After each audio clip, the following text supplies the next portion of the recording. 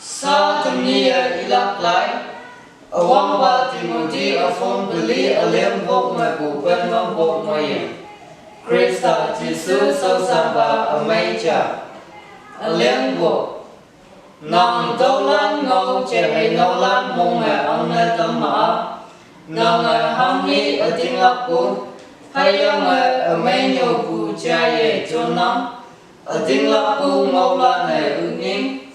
nang Krista Jesus sau sanh và ở mấy nền miền lạc ở liêm nhiệt có ông yong cụ hay ông cụ ngô ở lòng yo nè ngô bà lan để ta chạy có ông xin cụ mẹ ngô lắm nằm những cái nhiều lệ à liêm tệ hoang trình này bố mẹ ngắm là linh bùa ở trên hoa bù trình này hay câu hợp với các ông lì bùa ở xây trình này câu ngô nào hoang trình này sao hoang hi ở yên ngô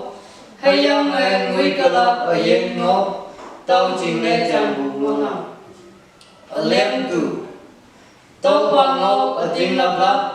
hay ông ở xây ya bù ốc lắp ngô nào ở liêm bần hoang trình này tàu ba trình này tu ma này tuy linh lắm hay ông ngon lắm hoang trình này tu ma này ở yên cao vắng âu ca ta ở xây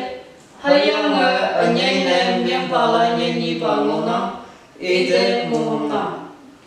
ở liêm bần mê chả nằm tàu lan ngô phá thấu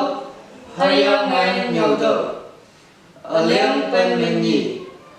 nằm ngao si hi bạc owe o yi si ne ta tâm hợp với ngao mẹ ở yên hoàng lâm mẹ ken của mẹ ở tiếng lập của mẹ châu si của mẹ miếng bà lan sau mẹ nằm lết của cha nên ngô tàu ở liêm bên mình lưng